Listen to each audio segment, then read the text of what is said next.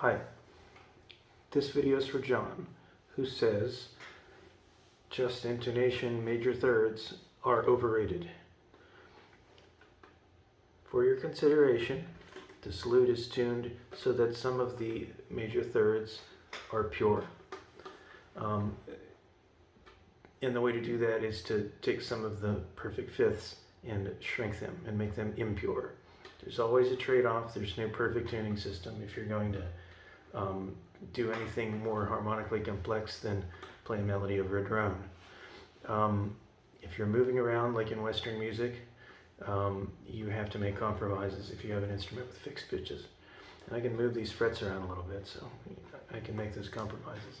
Not all the thirds are pure, but the major thirds that I use in keys close to C on the circle of fifths are pure.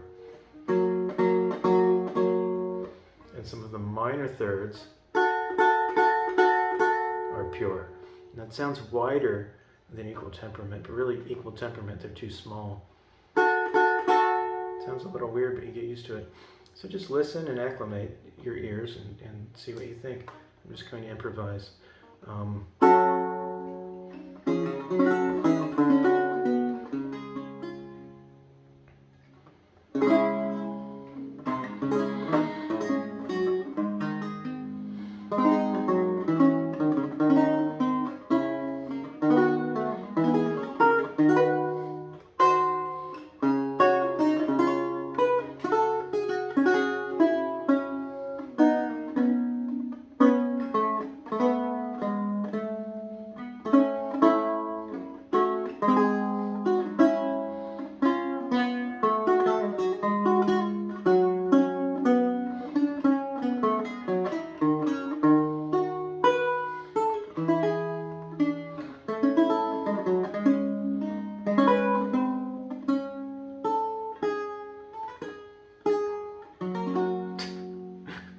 Yeah, it's just a different sound.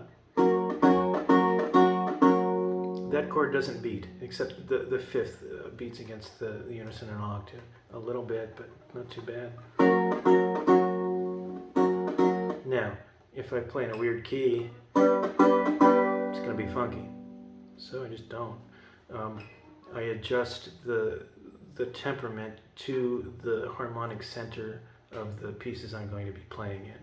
So when you listen to early music, it hangs out around what modern people would call C major, and more broadly in the upper half of what modern people call the circle of fifths. So you hang out around C major and you ignore F sharp major. It's not jazz where you're modulating chromatically and enharmonically all over the place. So you don't really need to have a temperament that functions equally well in all keys. And actually what happens is,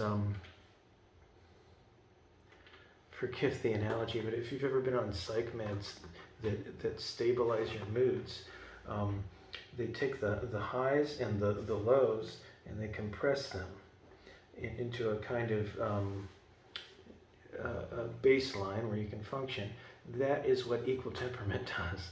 And what meantone does is it opens that back up. So the highs are higher and the lows are lower. So if you want to get gritty and gut-wrenching, you can do that with this temperament by exploring some of the harmonically dissonant spaces. And if you want to be sweet and pure, you can do that too.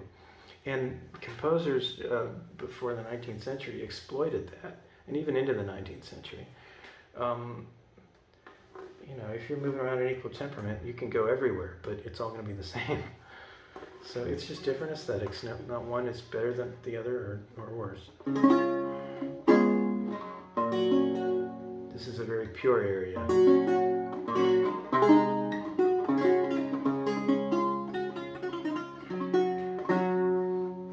I'm considering this an instrument in A, where these are A's. So this is my G major, C major. That sounds good.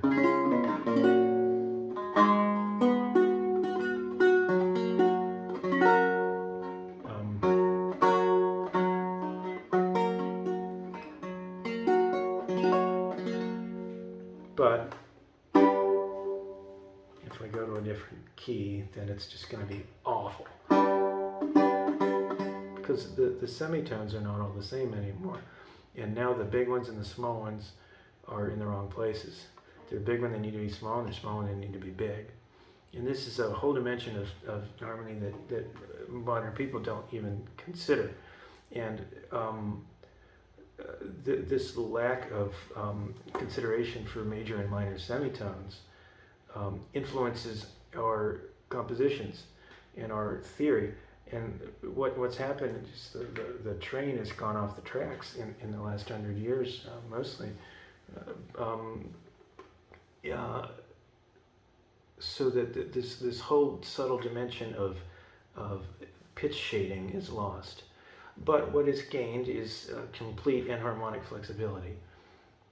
And you know, people knew this back in the day. In the 16th century, there were advocates for equal temperament on this lute. They didn't know how to mathematically compute it like we do with irrational numbers and the 12th root of 2, but they had mechanical ways of lining up the frets so that they stay proportionally equal. Anyway, yeah, minor thirds are wider because in equal temperament they're too narrow.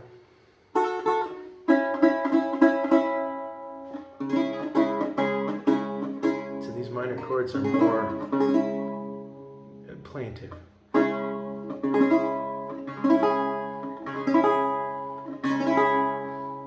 And the major thirds sound narrow, but really they're too big and equal. And look, if you listen to the natural harmonics of the strings, here's the root of my chord. I'm going to get up close so you can hear it. There's the harmonic from the harmonic series, from which the third of the scale is derived. And guess what they match? If you're in equal temperament, what's happening is you're going to play the root of that chord. It's going to produce a justly intonated harmonic that clashes with the fretted major third above it. So there's a crunch there that you don't get here. The only crunch you get here is the fifth, the fretted fifth, which is too small, rubbing up against the harmonic fifth, which is pure.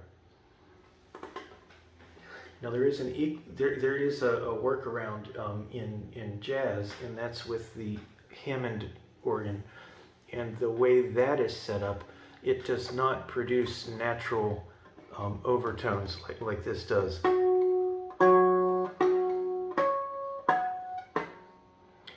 No, it combines the drawbars.